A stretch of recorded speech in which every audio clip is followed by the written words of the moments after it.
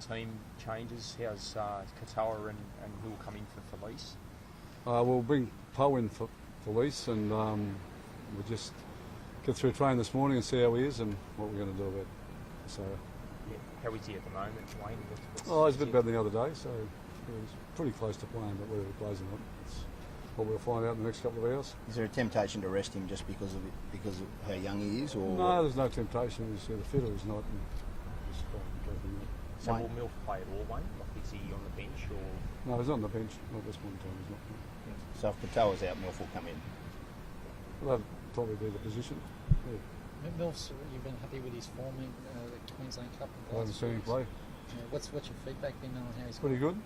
Yeah. He's been up in CQ playing, and he's in Townsville last weekend, so the feedback's been good. Wayne, Scott Drinkwater got 3 weeks for breaking a player's jaw. Felise Kaufusi gets 4 weeks for a tackle that he didn't believe had any head contact. We got some issues with the judiciary. Oh, look, I'm not going to talk about that today. It's not what I'm here for. So we've got a game to play tomorrow. I don't want to distract ourselves from what we're doing. So yeah, but I mean, you've lost a player who went to represent himself. He was charged 3 weeks. He gets an extra week. Surely you've got an opinion on that. Look, I've got an opinion on a lot of things, but I don't want to all share them with you. So as I said, we've moved on with the decision's 4 weeks, and we've got to get on with our football life. So are you disappointed in the decision, though? Look, I don't know what part you don't understand. I'm not going to answer it. Okay. The bottom line is I don't want to make that a headline today, but much better things happening here, and let's talk about those. It did seem severe, though, Wayne, in terms of the consistency around rulings and gradings.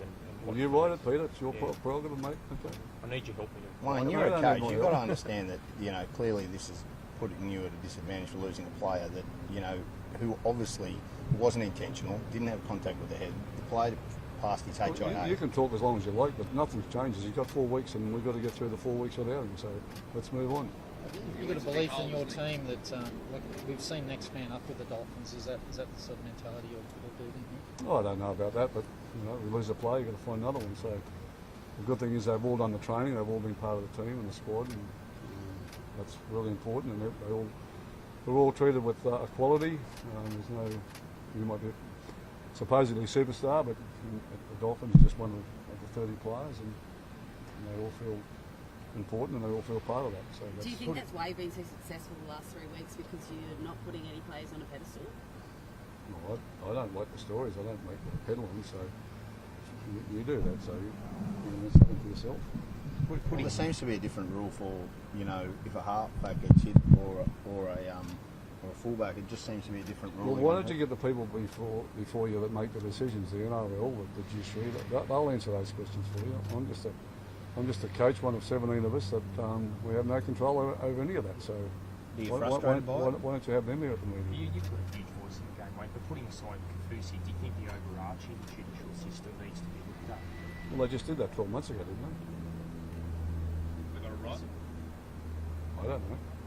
I'm not making the comments about it. You are. So. It seems, Wayne, that you just want to make the most of the players you've got in your squad that can play. Oh, you're getting the idea. Play this game. No, absolutely. But seriously. Good on you, Del. You're on fire again. You're my man, mate. Not very often, but you won without Jeremy Marshall King. You've got to. Yeah, we've missed him enormously. We have. He's a wonderful player. Yeah, but someone else stood up and got the job done for us, and we're at that place again tomorrow. You can win without Kaufusi.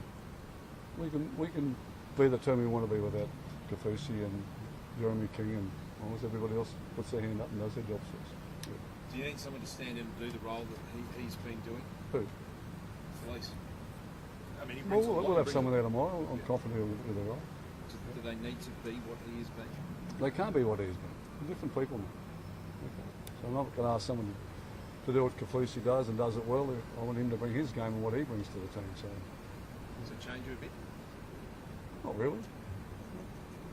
Wayne, I know you know Reno very well from his house, but the task for Sean O'Sullivan to combat his game management and his kicking game, how big a test is this? Yeah, well, if Sean's playing against Adam Reynolds tomorrow, he's making a huge mistake. It's not what we want. So I don't want to compare Sean to Adam, and I don't want to compare Adam to Sean. Adam's got a role in our team to play, and Adam's got one in his team, and I just want Sean to be concentrating on what he's got to do and not worry about what Adam Reynolds is doing. Wayne, history shows that Brisbane got it wrong by sacking you. you now are back in coaching a Brisbane side, taking on the Broncos in a full house round 4. Does part of that spur you on for tomorrow night? No, it doesn't. But I'm really, I'm really pleased for the game. I think it's a magnificent promotion tomorrow night. The decision by the NRL to put the Dolphins in, to be here week 4, and I have the whole state and probably the whole country engaged in this game tomorrow night. So from that point of view, it's outstanding, and I'm just pleased to be a little part of it. Did you envisage, Wayne, like when you the Broncos did sack you, that you'd be back coaching against them in another Brisbane team? And it almost seems like a script that couldn't have been written in some regards. You're probably right, Joe. But did you, But in your wildest dreams, did you ever imagine? No. I know don't dream much, Joe. I know Wayne, you once said the Bronx did a job on you, Wayne. Have you forgiven them for it? Look, I'm not talking about judiciary today. I'm not talking about the Broncos. I'm here as a Dolphins coach. Someone asked me something about the Dolphins, I'll give you an answer. Can I ask why you weren't there yesterday? Oh, I didn't want to go. Simple as that. I didn't see the point in it, and had better things to do with my time. What does tomorrow night's game mean to you personally? A great deal. Rugby league's been my life, and I've done the best I can to make a contribution to it as a player, as a coach, and to see tomorrow night, I don't think Paul Morgan and Barry Miranda and Steve Williams and Gary Walken in 1988, they'd even be proud about tomorrow night, because they were the foundation of the Broncos, and they're going to be a great club, and I hope the Dolphins are going to be that great club as well, and I'm sure they will. So it's pretty special. Can the Dolphins make Brisbane better too, Wayne? Just by their Of course they existence? can. Of course they can. All the great cross-city rivals in the world in sport are there, and they're the best. They are the best of what makes sport great theatre, and there's a cross-city rivalry, and pleased to be a part of it. You had great crowds when you played the Crushers. I know it was a short existence, and even when you played the Gold Coast, it was a derby, which had great crowds. Yeah, they did. Well, not Gold Coast, not so much, but certainly the Crushers, and they were the toughest games we played. I remember we had a really hot team, and playing the Crushers, and they nearly beat us one night. So. Yeah, Wayne, are you pleased with Kevy too? I know he's got a long history with him, but he's of course I'm pleased with him. Of course I'm. Yes. We have a great relationship, and that will remain regardless of what the scoreboard is tomorrow night or what the future holds for either of us. So. Pretty special, isn't it, that you come up against a club that you were the inaugural coach, and now one of the greatest players to play for that club is coaching against you. Like, as a historian of the game and somebody who loves the game, Wayne, that's they're pretty nice special. things. Yeah, they're pretty nice. That's good. Yeah. It is unusual, isn't it? I mean, Alex Ferguson never coached Manchester City. No, he didn't. No. He didn't get the sack for Manchester United either. What has Kevy done well at the Broncos, Wayne? What makes him? I've got no idea. I haven't been there for a couple of years, mate, so I don't know. Yeah, but you're looking at Brisbane, obviously you prep, but what do you like about that Brisbane side, and where are their dangers? Oh, well, they're pretty dangerous right across the field. They've got some wonderful players in a whole lot of positions there, so they'll be quite a challenge, but that's tomorrow night, and we'll all be wiser after the event. Is this your home ground, mate? Suncorp. I come here as a 16-year-old police cadet up on top of that Petrie Terrace. It's always been my home ground.